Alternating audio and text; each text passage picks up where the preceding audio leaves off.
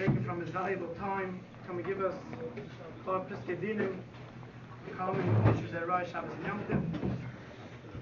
It wants the Kollel, it wants from the Shiva Nedis and the Kollel. The Kollel is the Royal Moed. Here you come back, Hashem Yetzel Moed. Then took off their time to come to Moed to give Hashem's Halacha. Get the Halacha, the Piskedinim. The Bracha, we said it to the Kollel. Shav Kirches. Wir sind gesund, der Kirche geht weiter. Wir futzu, meine Öster verchutzu. Let's first across the tape. Thank you to Dr. Geft. Thank you for his precious time, his patience. Dr. Geft, we all know that walking into Dr. Geft's office is like a Musa Shmuz, Shivas Asman. We all wondered what the toys are there in Dr. Geft's office and the waiting room is for. No waiting.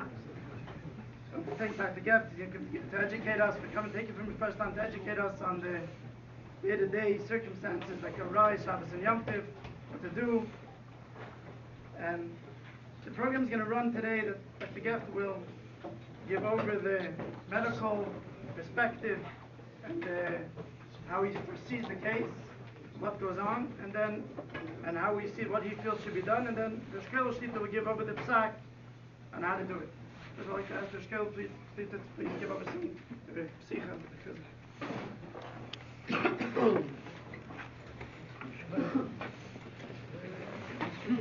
Excuse me, my voice not too clear.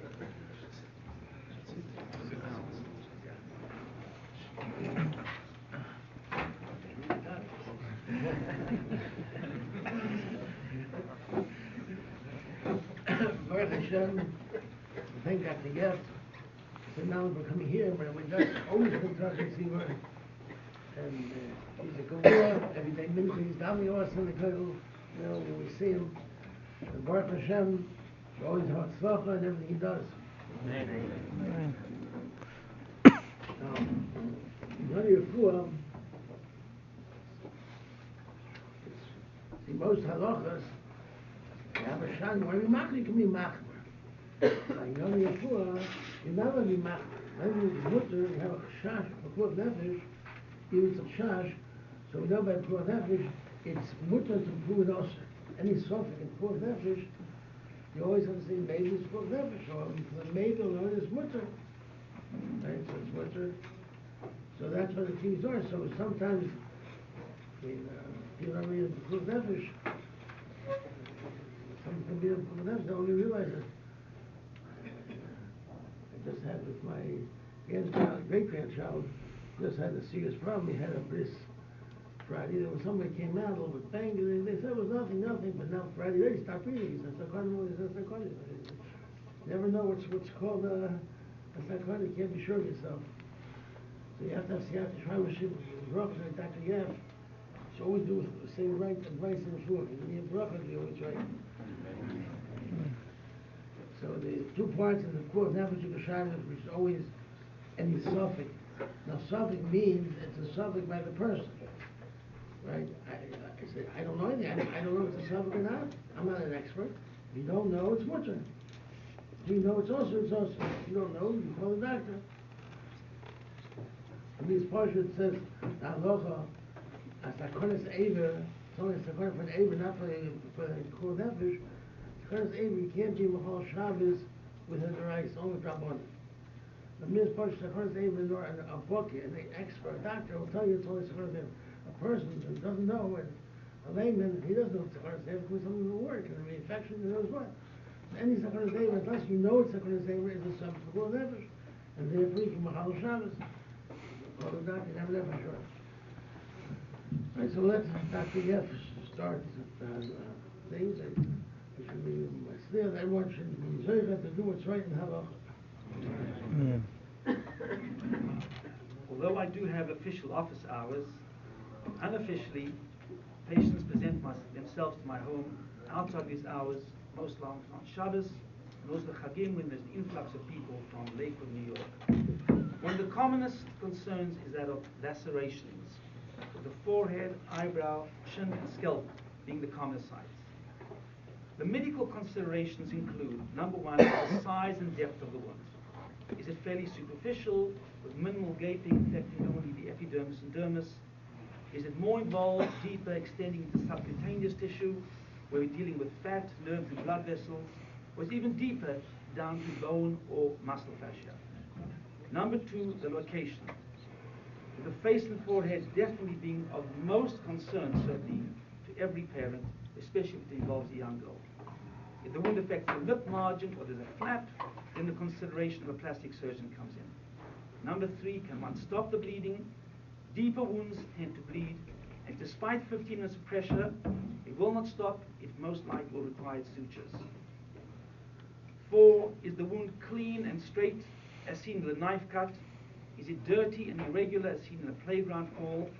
Or if there's no skin at all as seen in a child, we help mom peel potatoes. Number 5, is there possibility of damage to a nerve or tendon? Number 6, is the kit cut vertical or horizontal, knowing that a horizontal scar blends in much better with natural skin lines?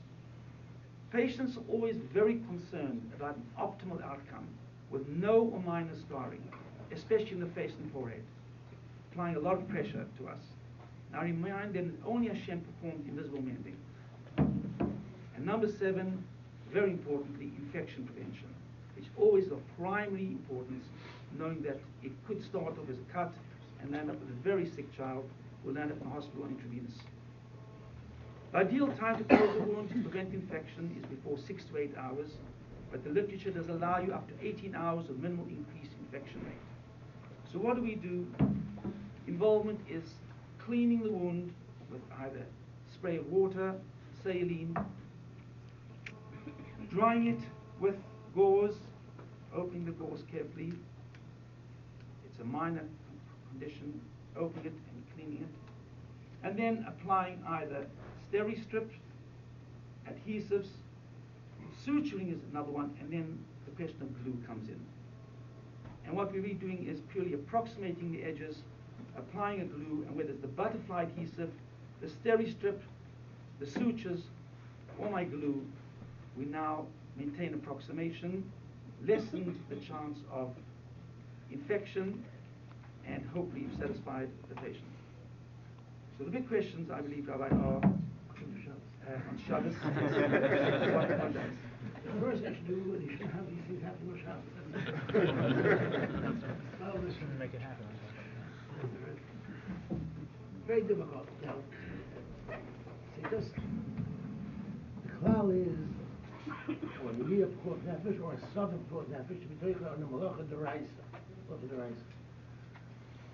Now, Halacha Rabbanan, even Tzachores Eimer, can be more than a Halacha Rabbanan. Now, someone will say that you have a permanent score, a deep score, that's like a Tzachores Eimer.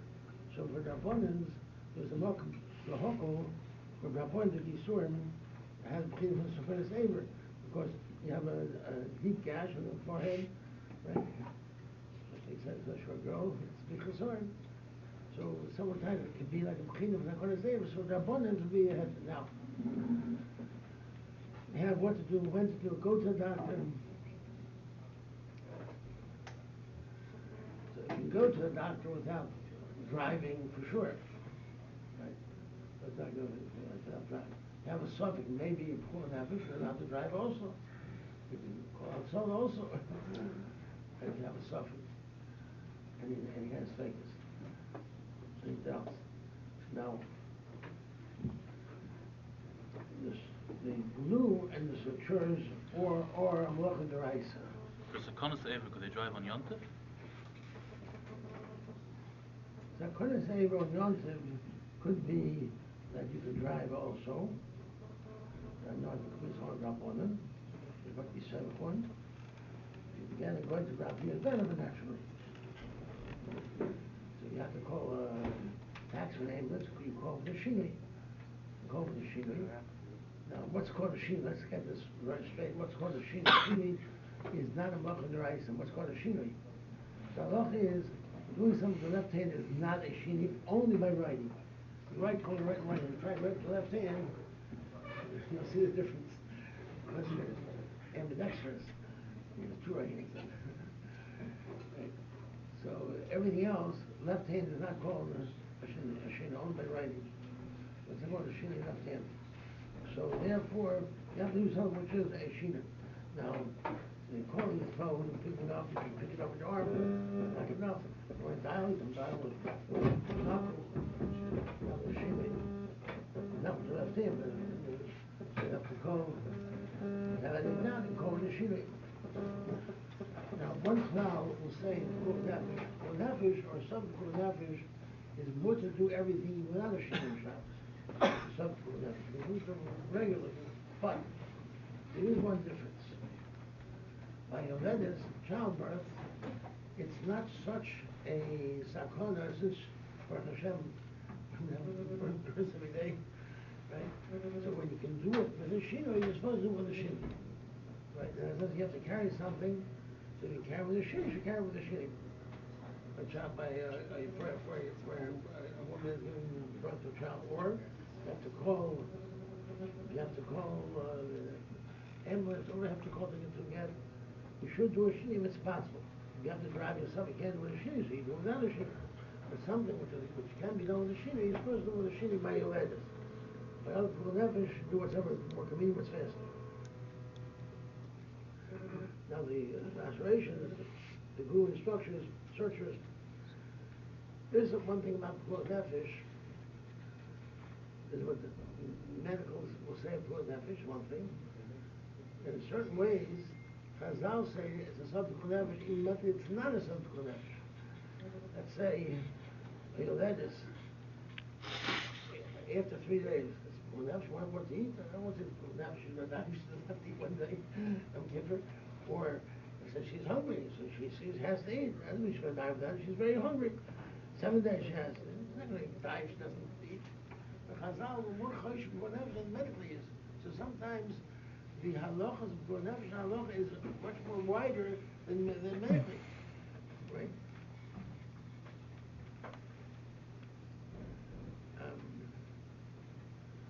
I once said that many years ago.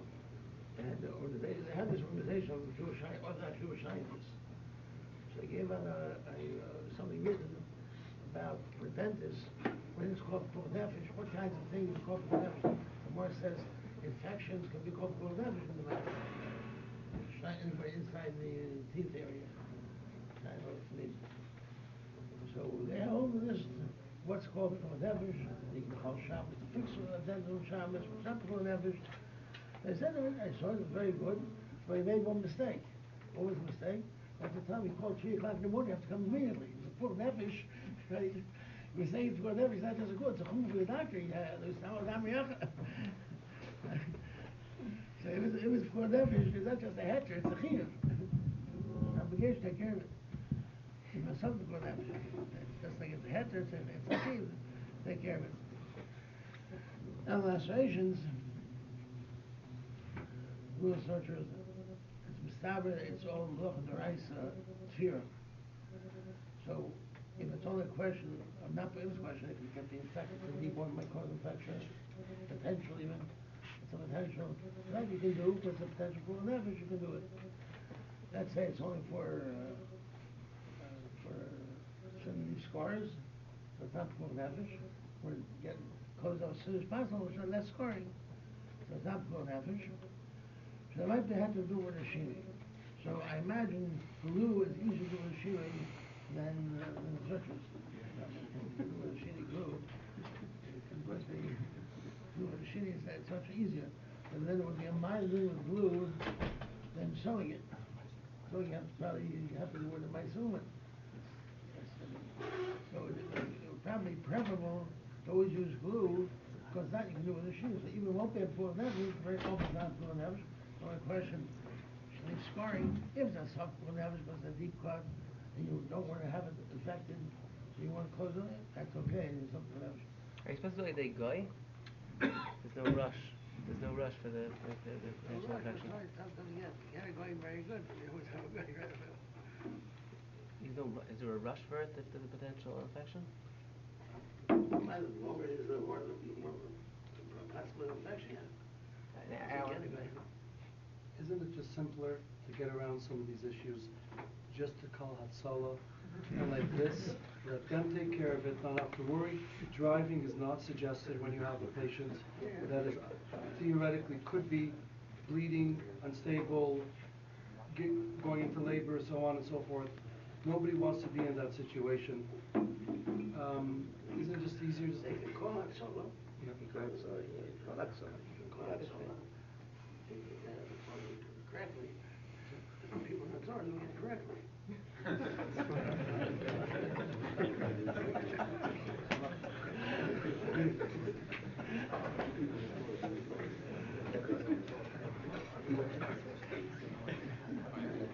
Should a Jewish doctor be avoided in a situation like this? If it can be done within an hour, I mean, why should someone avoid going to a Jewish doctor rather going to a goy if it can be done through a goy? When you have a deep cup, you don't know what it is. You have infected. So as I'm concerned, you can do what it does with the glue or the shinui. You should do with the glue. But time is not of the essence. It can be done within an hour. I mean, like the doctor said, it can be within 6 hours. That's fine. We can rush to do it. Non-Jewish doctor, when he has time, will do it. We have a clinic. A clinic, rather go to a clinic. Should you avoid? I don't know how good the service is.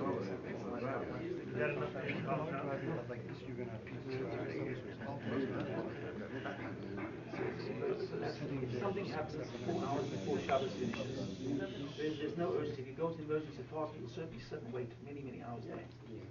So I mean, if we have a real deep one, we make the assessment as near the bone, near muscle tissue. This is an urgent problem. Deep infection will cause major, major problem. Then it's acted on immediately. But what we presented with the cosmetic concern, the parents are really very, very upset. It's a bigger problem in Halacha. I told you the only cooler could be someone is saying that's like Psychologically. Yeah, it's like Abraham, he can function. Abraham, so it's more to the components. So you do with the shinui, that could be a head. And I said, it's probably possible to shinui the glue better than the glue. Yes, very much. The left hand is not going to see, but you can do with the shinui, there are many things called the shinui, which are not so hard by glue. For example, someone comes, say, 4 hours before Shabbos finishes. One can keep it just closed and come from out Shabbos locally. Would that be more preferable? If you can do it fast and feasible. Steri strip is also the right holding it. Putting the glue on it. Something over it anyway. Putting glue over it anyway. Glue, I just put glue is just glue. Glue's got a coating. It works in 30 seconds. It glues, it closes. Yeah, but if you don't want to glue on Shabbos, but you want to come back a few hours after Shabbos. Oh, you still have to keep it closed. I can't keep it open. So Yeah, the you have steri to, strip would be the use in the meantime. How do you do glue with a shilling?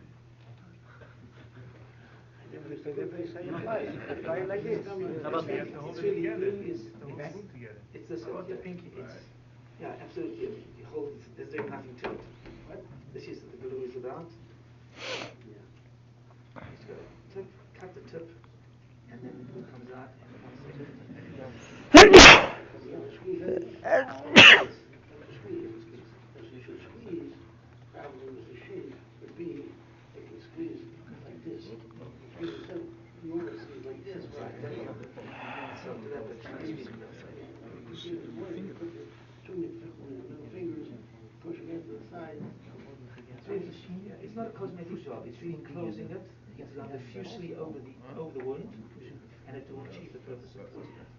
So that's very practical. Maybe it's a shock, it's not going to be infection. That's The infection is, and the Gemara says that Makkah's Barzel is called in the Sophistical Nefesh.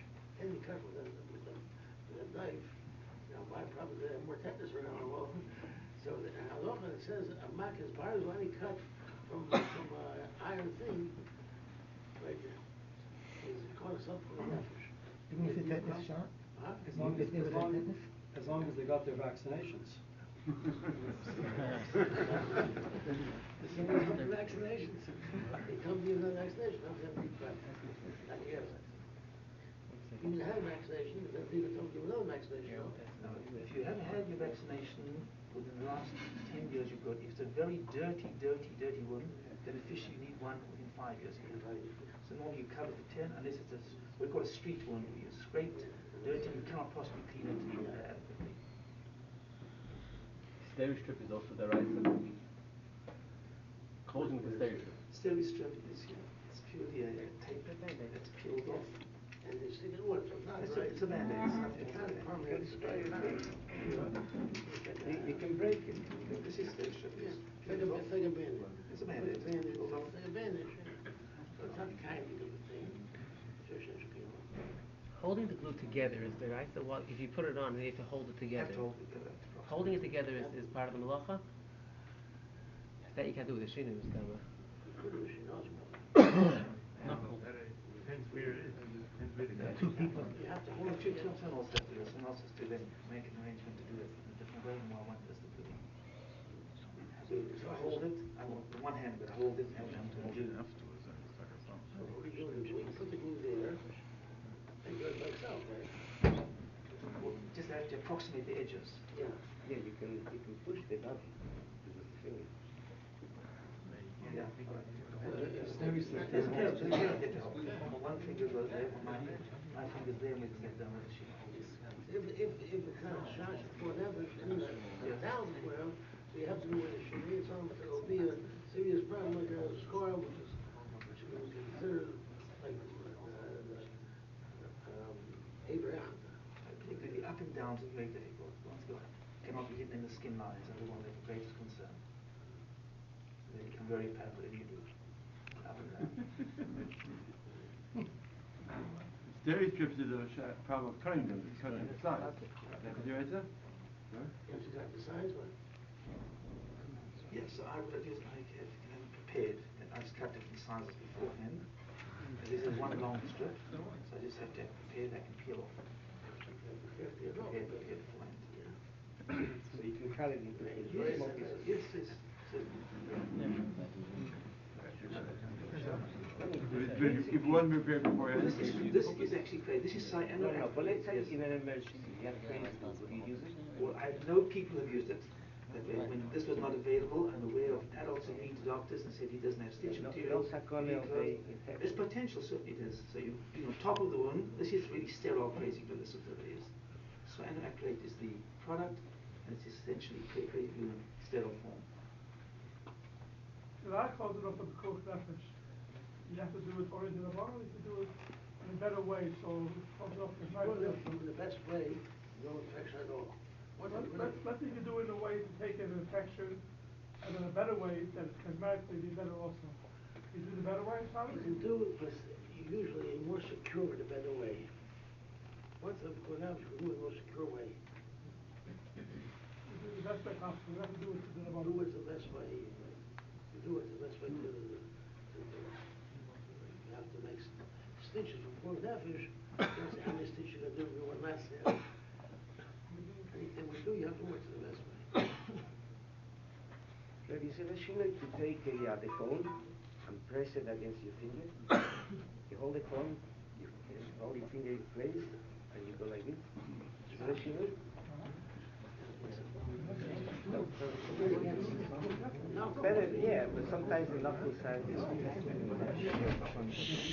The next topic is a very significant one, and that is of croup.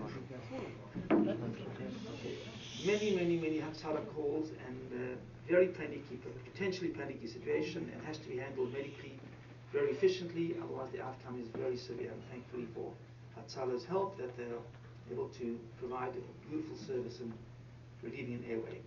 Croup is a parainfluenzaal viral infection of the vocal cords and the subglottic area below the cords. Typically seen in children 6 months to 3 years, but definitely seen in older children as well, over the age of 8. Unfortunately, there's an added factor. Children start to panic when they recognize that the air is not going in. Croup is potentially very serious because of the swelling and resultant narrow airway. I think it's important to note that a baby's airway, a child's airway, when normal, is about the size, the caliber of his baby finger. It's tiny. And as the swelling occurs, so does the resistance increase with grave effects.